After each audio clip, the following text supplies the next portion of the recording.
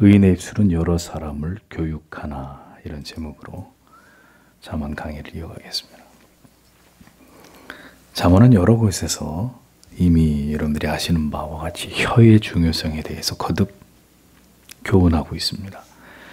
지혜로운 자와 그 반대로 어리석은 자는 모두 그가 하는 말을 통해서 그것이 다 드러나게 된다고 잠언은 분명히 강조를 합니다.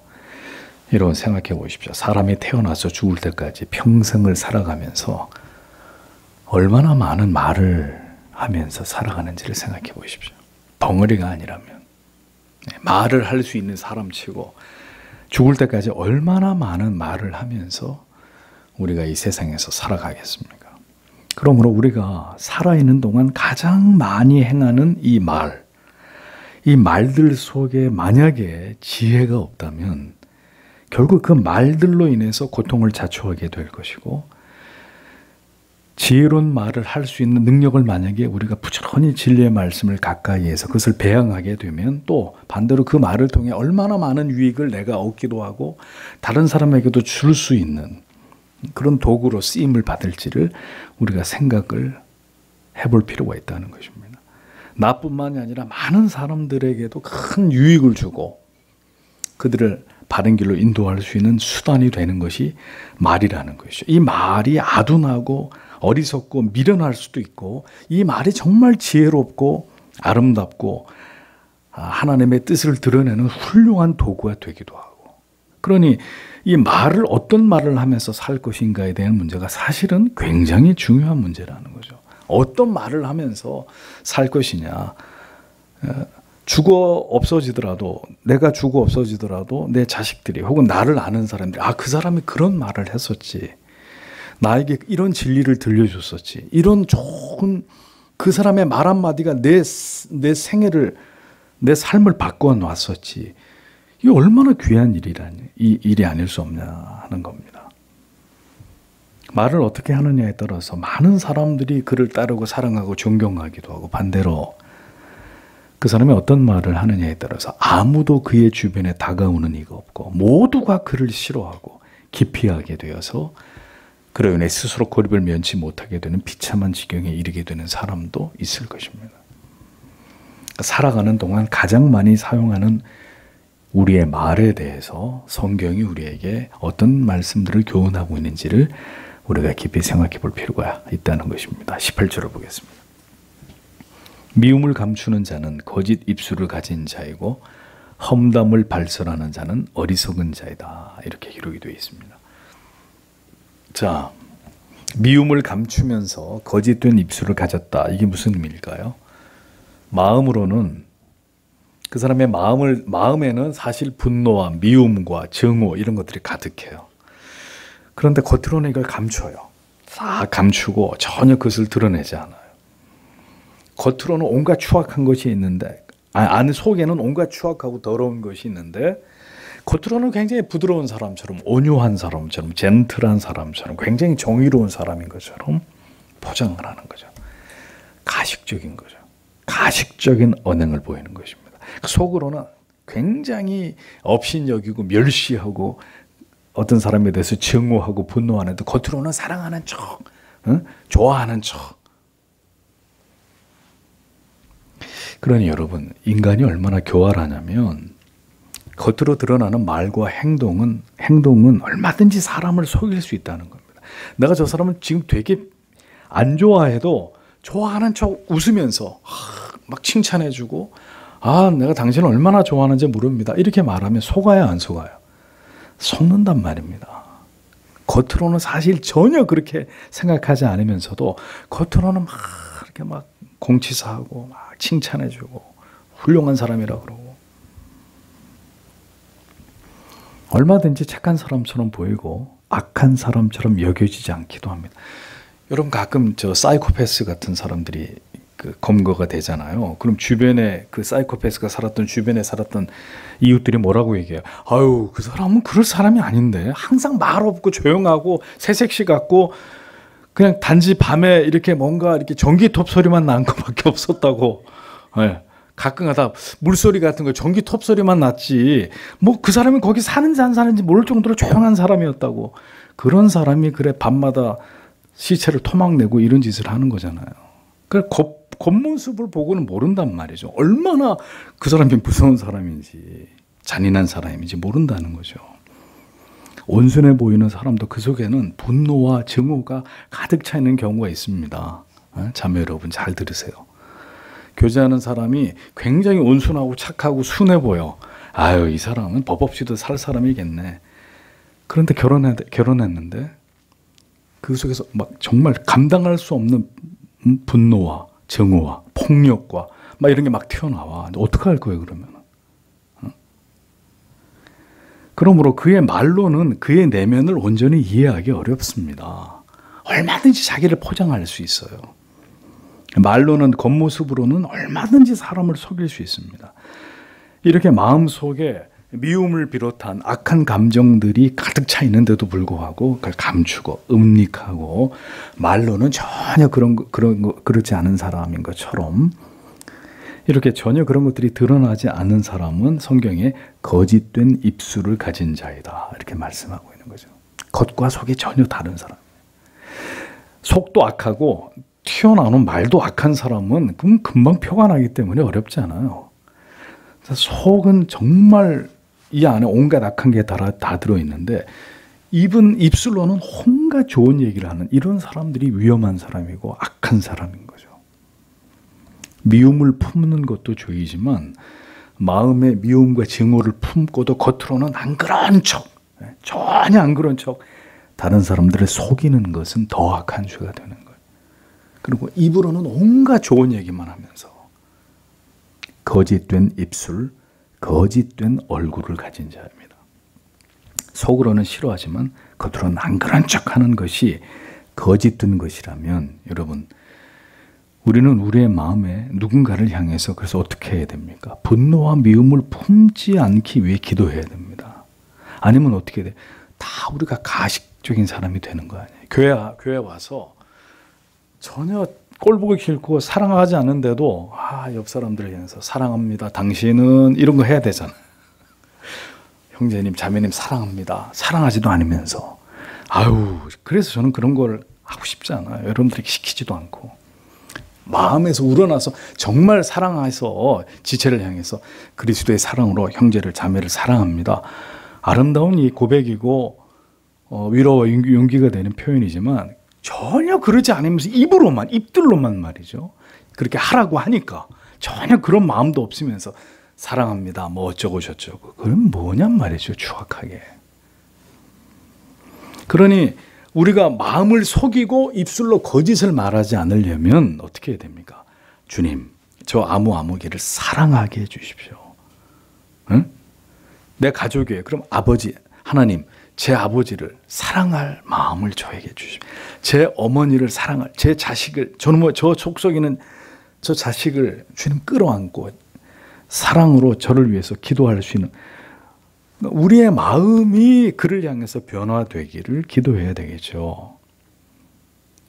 누군가를 미워하거나 증오하지 않도록. 그래야 거짓된 입술에 거짓으로 죄를 저지르지 않을 거 아닙니까? 사랑하지 않으면서도 사랑합니다.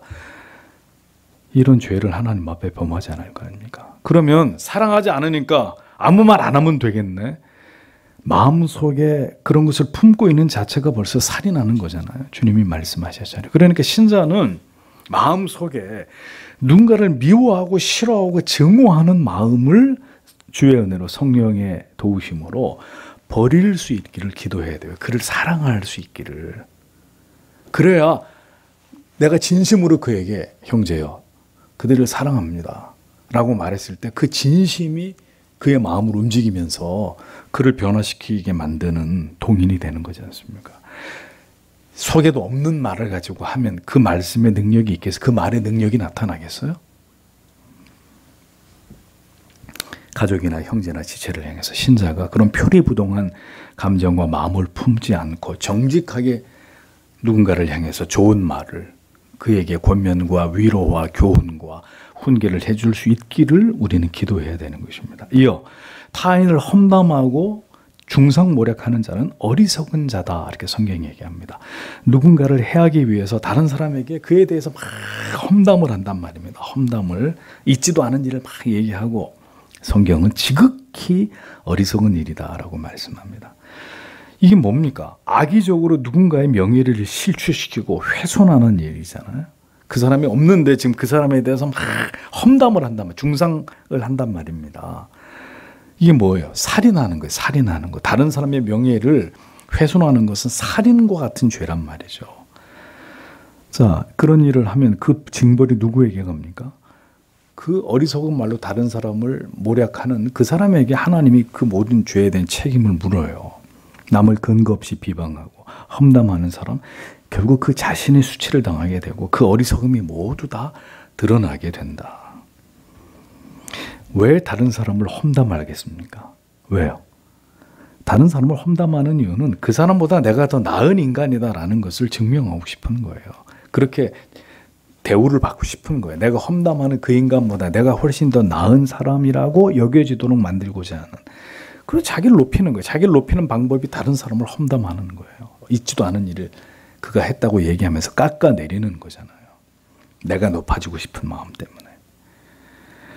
험담하는 말은 그래서 하지도 말고 듣지도 마십시오. 그것은 공동체를 파괴하는 일이고 하나님 앞에 부끄러운 죄가 되는 것입니다. 그의 인격과 입술이 아직 성화되지 않았다는 증거가 되는 것입니다. 19절을 보십시오. 많은 말에는 범죄가 그치지 않으나 그의 입술을 아끼는 사람은 분별력이 있는 자다. 많은 말에는 범죄가 그치지 않는다. 예.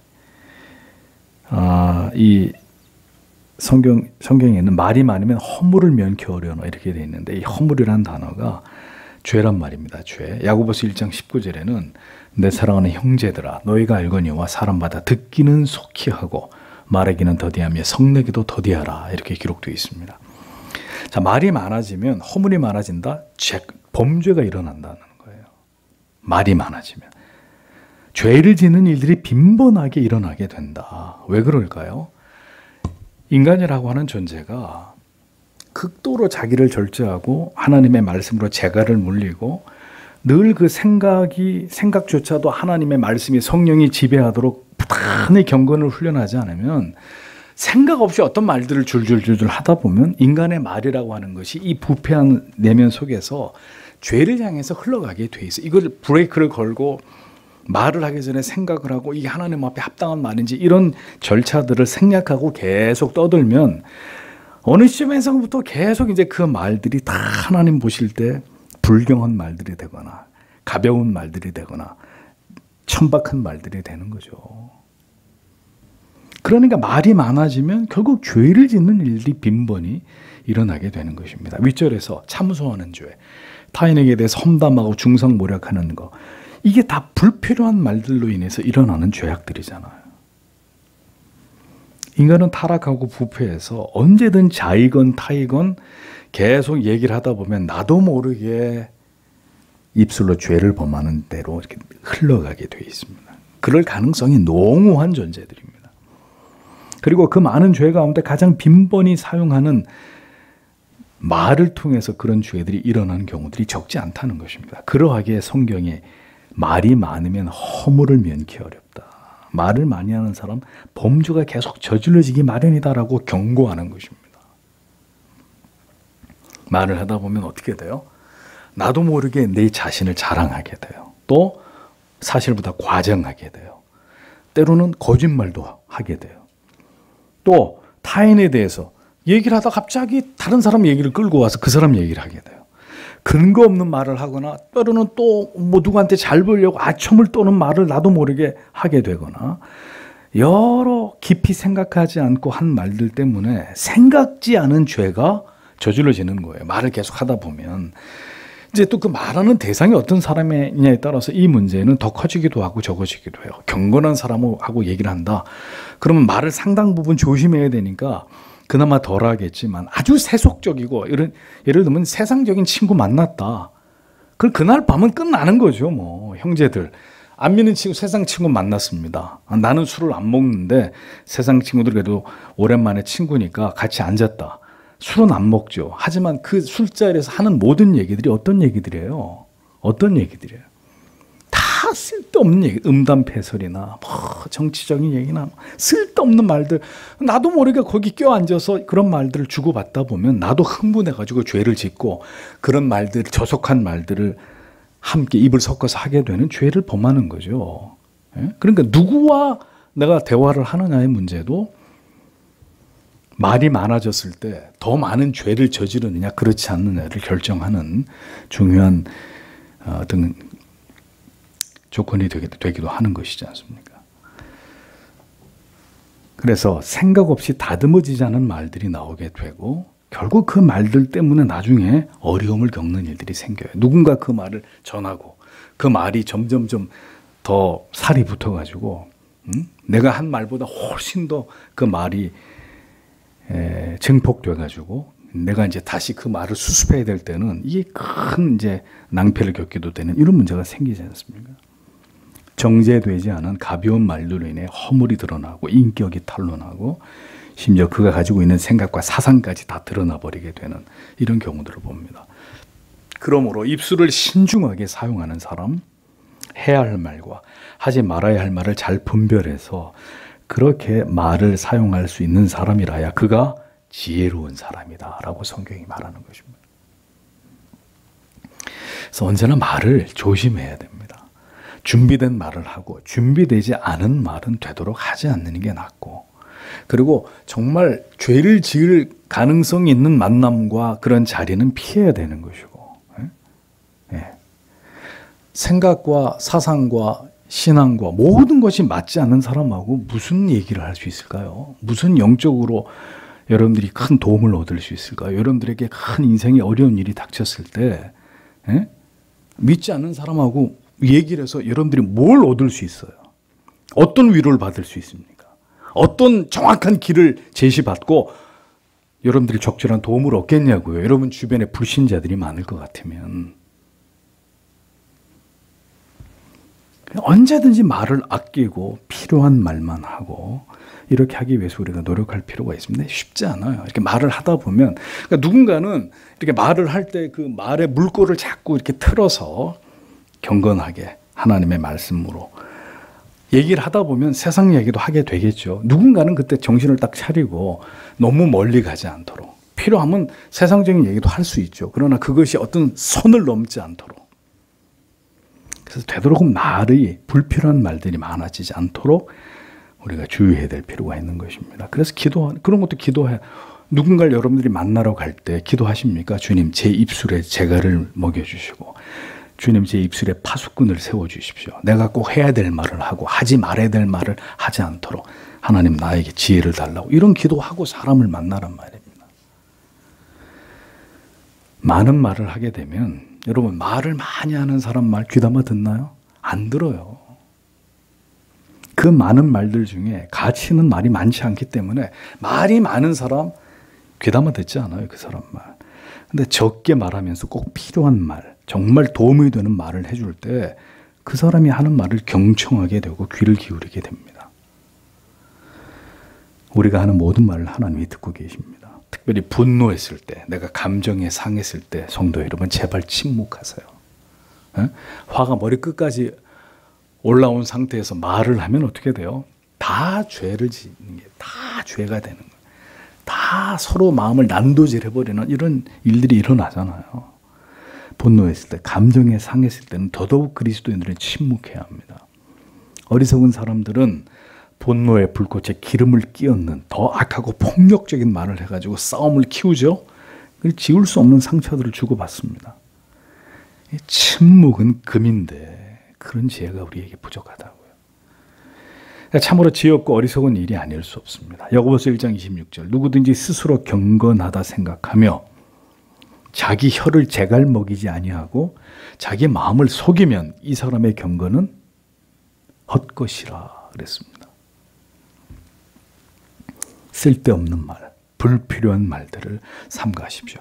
쉽게 한 말에 누군가는 깊이 상처를 받고 자존심이 상할 수 있습니다. 내가 쉽게 내뱉은 말에. 그러면 괜찮아요. 누군가가 얘기를 해주면 돼요. 형제, 그렇게 얘기하면 상처를 받습니다. 그럼 깨닫고 사과를 하고 회개를 하고 우리가 어떻게 말에 대해서 온전할 수 있겠어요? 근데 그걸 깨닫는 게 중요해요. 내가 내 말이 이렇게 상처가 되고 누구에게는 굉장히 자존심 상하는 말이 되겠구나. 이게 내 불찰이구나. 그렇게 깨닫고 우리가 고쳐 나가는 게 중요한 거죠. 그리고 누군가는 또 그런 조언을 해줘야 됩니다. 여러분, 때로는 가장 중요한 말을 하기 위해서 많은 말들을 아끼고 입을 닫을 필요가 있습니다. 그러니까 늘 입이 무거운 사람이 어떤 말을 했을 때 그 무게감과 말이 많은 사람이 어떤 얘기를 했을 때 무게감의 차이가 다르겠죠. 그러니 정말 중요한 얘기를 하기 위해선 많은 경우에 말을 아껴야 됩니다. 그래야 누구가 어떤 말을 했을 때 그 말에 대한 굉장한 무게감이 실리면서 그 말이 어떤 사람에게 쿵 하고 마음에 와 닿는 거죠. 20절을 보십시오. 의인의 혀는 정제된 은이나 악인의 마음은 가치가 없다. 이렇게 기록이 되어 있습니다. 여기서 의인의 혀와 악인의 마음이 대조를 이룹니다. 자, 그 이유는 여러 차례 강조한 바대로 마음과 혀, 밀접한 관계가 있다는 거예요. 의인은 의인의 혀와 악인의 마음. 혀, 마음, 각각 다른 기관인데 이 혀와 마음이 밀접한 관련이 있다. 누가복음 6장 45절에 예수님이 이렇게 말씀하셨습니다. 선한 사람은 마음에 쌓은 선에서 선을 내고 악한 자는 그 쌓은 악에서 악을 내나니 이는 마음에 가득한 것을 입으로 말함이니라. 이렇게 말씀하셨습니다. 그러니까 마음에 언제나 하나님의 진리의 말씀을 통해 신령한 지식과 지혜와 은혜가 충만한 사람은 언제나 준비된 말들이 그 안에 가득 차 있는 사람이에요. 언제나 하나님의 말씀을 가까이 하고 신령한 지식들을 연마하는 사람, 뭔가 이 안에 가득 은혜의 말들이 채워지는 사람, 말할 준비가 다 되어 있는 사람이에요. 그 사람은 입을 열었을 때 정말 하나님이 그에 쌓여져 있는 지성과 그에 채워져 있는 은혜와 그의 경건을 통해서 필요한 말들이 사람들에게 주어지게 만들어요. 그런 은혜의 통로가 돼요. 그 사람의 입은. 왜? 쌓여 있는 게 많이 있기 때문에. 잠언 25장 11절에 경우에 합당한 말은 아로새긴 은쟁반의 금사관이라. 정말 필요한 말들이 나가는 것입니다. 하나님의 말씀으로 채워지는 사람의 심령에서는. 그래서 의인의 혀는 천은과 같다고 비유했습니다. 천은이란 순수하게 재련된 순은, 순도율 높은 순은을 가리킵니다. 어떤 사람의 말은 이렇게 순은같이 대단히 가치가 있다는 거죠.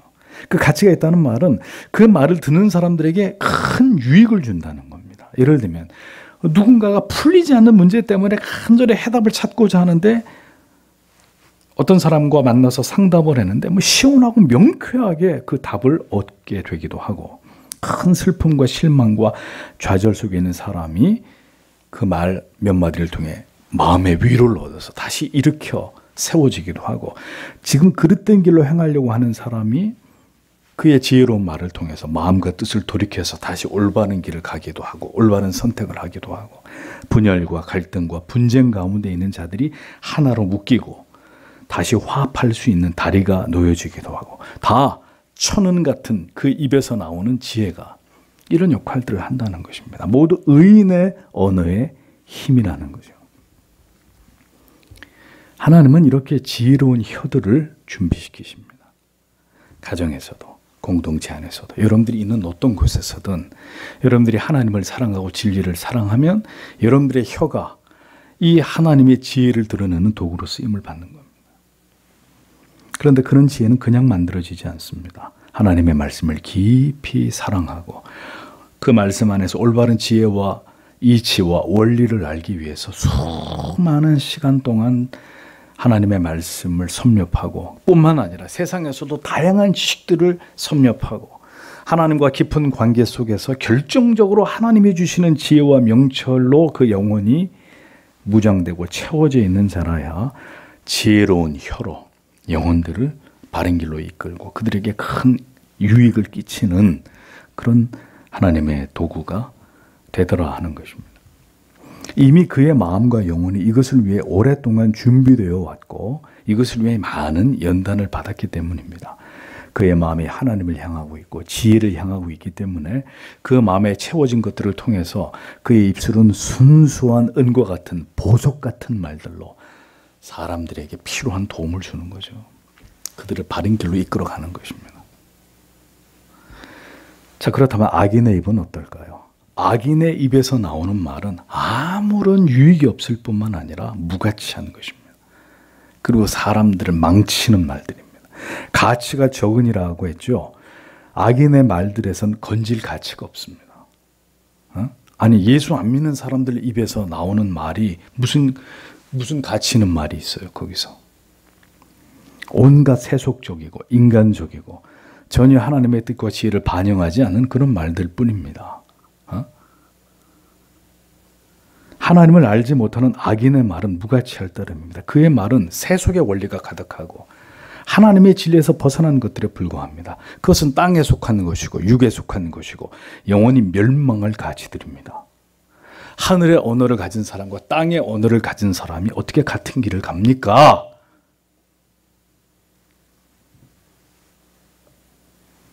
하늘에 속한 신령한 가치와 그 이치를 담고 있지 않단 말입니다. 악인들의 입, 하나님을 모르는 자들에게는.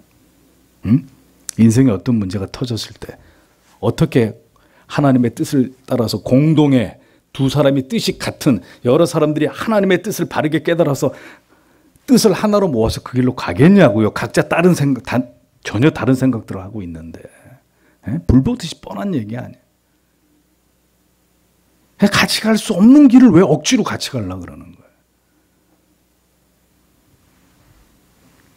신자가 왜 불신자에게서, 무신론자들에게서, 세속의 철학과 세상에 떠받드는 어떤 현인들이라는 자들에게서 배웁니까? 그들에게서 뭘 배웁니까? 뭐 참고 정도는 할 수 있어요. 여러분들이 고전을 읽고 인문학에 대해서 심취하고 뭐 철학적인 책을 읽으면 그런 걸 전혀 읽지 않은 사람보다 뭔가를 더 깨우치고 더 여러분들의 정신을 수양하는데 일면 전혀 도움을 안 받는 건 아닙니다. 참고 정도 할 수 있어요. 그렇지만 하나님과 그 진리를 알지 못하는 자들의 사고와 그들의 사상과 철학은 신자들이 믿고 따를 수 있는 가치가 아니란 말입니다. 그러니까 평생을 하나님의 말씀을 통해 무장된 사람과 평생을 세속적 가치를 쌓아온 사람과 어떻게 뭘 같이 도모할 수 있겠어요? 무슨 그림이 그려져요, 거기서?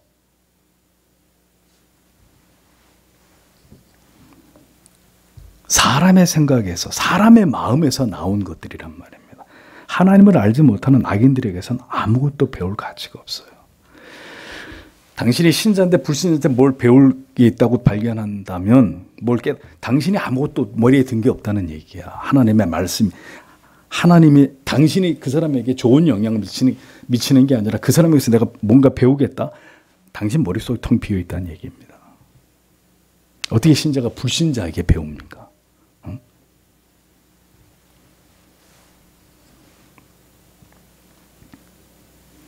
일반 계시 영역에서 우리는 세상의 학문을 배워야 합니다. 제가 성경만 가지고 세상의 모든 지식들은 깡그리 가치가 없다 그런 뜻이 아닙니다. 일반 학문의 영역 속에서도 우리가 하나님을 알기 위해서 쌓아야 될 소양들, 기초적인 교양들 우리가 배워야 되고 섭렵해야 되고 우리의 지식 속에 채워넣어야 됩니다. 그걸 통해 하나님을 더 잘 알 수 있기 때문에. 그런데 만약에 일반 학문의 영역 속에서도 하나님을 대적하거나 진리를 거스리는 사상들 신자는 용납할 수 없는, 틀렸어요. 그건 틀렸습니다. 그건 하나님의 진리의 말씀에 위배되는 물질주의 사상, 인본주의 사상. 그거는 하나님의 말씀에 반대되는 것입니다. 분별할 수 있어야 되는 거죠. 이 시대의 교육은 철저하게 반성경적, 반기독적 색채를 띠고 있어요. 인간이 중심이 되는 잘못된 교육의 방향으로 가고 있습니다. 우리 신자들에게 참으로 분별이 필요한 때가 아닐 수 없습니다. 그 세상의 지식으로 잔뜩 무장된 사람들은 답이 없어요. 하나님이 그걸 와장창 깨부시지 않는 한은 답이 없는 거예요. 21절을 보겠습니다. 의인의 입술들은 많은 사람을 먹이나 우둔한 자들은 생각이 부족해서 죽는다라고 기록하고 있습니다. 의인은 많은 사람들을 바른 길로 인도합니다. 의인의 교훈은 많은 사람들을 생명길로 인도하고 진리가 가리키는 바른 방향으로 이끌어갑니다. 하나님께서는 오늘도 이렇게 진리를 바르게 전하고 가르치는 정확한 진리의 기준을 가지고 있는 하나님의 사람들을 통해서 영혼들을 건져내고 그들에게 영의 양식으로 먹이십니다. 그러니까 의인의 교훈은 양을 돌보는 목자의 사명처럼 많은 영혼들을 그리스도께로 인도할 수 있는 그런 이제 능력이 되는 거죠. 의인의 교훈. 하나님의 자녀들은 결국 바른 진리에 귀를 기울이게 되어 있고 그 진리에 참된 꼴을 먹음으로 진정한 하나님의 자녀로 세워져 가게 됩니다. 이것이 하나님께서 자기 백성들을 인도하시는 방식입니다. 그런데 영혼의 눈과 귀가 막혀 있어서 깨닫지도 못하고 진리를 듣지도 못하고 그 영혼이 거듭나지 않은 자들은 결국 어떻게 되는 거예요? 멸망에 이르게 되는 거예요. 멸망에.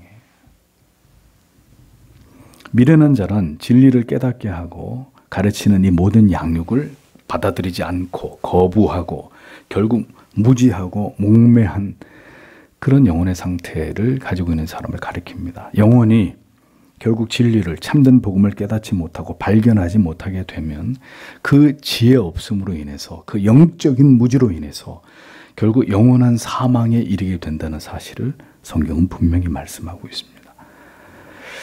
그러니 여러분 참 이게 굉장히 중요한 얘기입니다. 교회를 그렇게 오래 다니는데도 이게 열리지가 않는다. 뭐가 도무지 깨달아지는 게 없고 가슴으로 경험되고 뭔가 그래서 나를 깨우는 이런 생명의 역사가 일어나지 않는다. 수없이 많이 보고 들었고 했는데도 이게 영원히 깨어나지를 못한다. 들리지가 않는다. 이게 참 보통 문제가 아니라는 거예요. 영적인 무지, 진리를 전혀 깨닫고자 하지 않고 바른 교훈을 받지 않으려고 하는 그 강팍한 영혼의 상태는 곧 그가 멸망의 자식임을 보여주는 가장 명확한 증거입니다. 가장 명확한 증거. 진리에 대해서 아무런 마음이 없는 자에 대해서 거듭 경고를 하고 거룩한 호기심을 가질 것을 촉구하고 얘기해도 미동조차 하지 않죠. 주일날 예배를 바르게 드리시고 이 지각하지 말고 주일을 올바로 지키고 하나님 말씀 제대로 듣고 배우고 얘기를 하는데 그냥 농담처럼 생각하는 거죠. 근데 그런 영혼들을 볼 때 목사는 애가 타는 겁니다. 왜 이런 얘기들을 저렇게 가볍게 쉽게 우습게 들을까? 저 영혼이 얼마나 위험한 자리에 있다는 걸 왜 깨닫지 못할까? 그 끝이 무엇이 될지 성경이 이렇게 분명하게 얘기하고 있는데도 왜 도무지 자기의 영혼의 그 끝에 대해서 염려하지 않는 것일까? 걱정하지 않는 것일까? 이런 마음이 들 수밖에 없는 겁니다. 제가 여러분들에게 여러 번 말씀드렸습니다. 올바른 진리가 선포되지 않는 곳에 있어서 영혼이 한없이 무지하고 그릇된 지식으로 만족하고 있는 것이라면 그거는 그 영혼의 100% 잘못이라고 볼 수 없어요. 그런데 반대로 언제나 분명한 복음과 진리가 선포되고 배워야 될 모든 것들을 가르쳐주고 있는데도 거기에 대해서 귀를 닫고 마음을 닫아버리고 있는 것은 100% 그 사람의 잘못이에요. 핑계댈 게 아무것도 없어요. 정말 어리석은 일인 거예요. 속이 돌이키지 않는다면 그 눈과 귀가 마음이 진리를 향해 열리지 않는다면 매우 위험한 일이 될 수 있습니다. 돌이키기를 기도해야 합니다. 모든 택하심을 입은 하나님의 자녀들이 진리를 향해서 그들의 영혼의 창문이 활짝 열려져서 부디 너무 늦기 전에 하나님께로 진리로 돌아올 수 있기를 성도 여러분 우리는 기도해야 되고 우리가 살아있는 동안에는 하나님께서 우리의 입술의 지혜와 능력을 주셔서 그들에게 바른 진리를 가르치고 교훈하고 생명으로 인도하는 이 사명, 죽어가는 자들을 사망에서 생명으로 건져 올리는 이 사명 우리는 잘 감당할 수 있기를 간구해야 됩니다. 그래서 우리가 준비되어 있어야 되는 거죠. 무슨 말을 할지 어떤 말을 해서 그를 예수께로 인도할지 그의 죄악 가운데 있는 삶을 꾸짖어서 다시 하나님께로 그 신앙을 회복시킬지 기도하면서 준비하고 주님 써주십시오.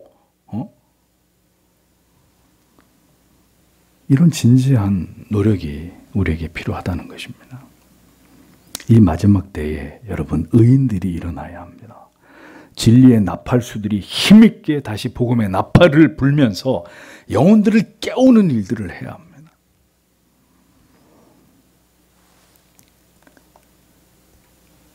의인의 입술은 여러 사람을 교육하나 미련한 자는 지식이 없으므로 죽는다. 여러 사람을 교육하고 바른 길로 이끌지만 미련한 자는 어떻게 해요?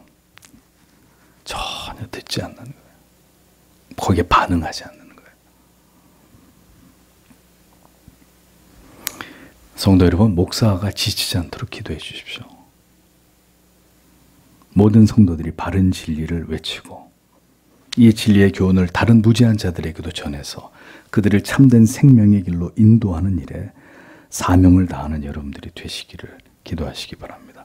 의인의 입술이, 그들의 가르침이, 진리의 선포가 너무도 절실한 때입니다.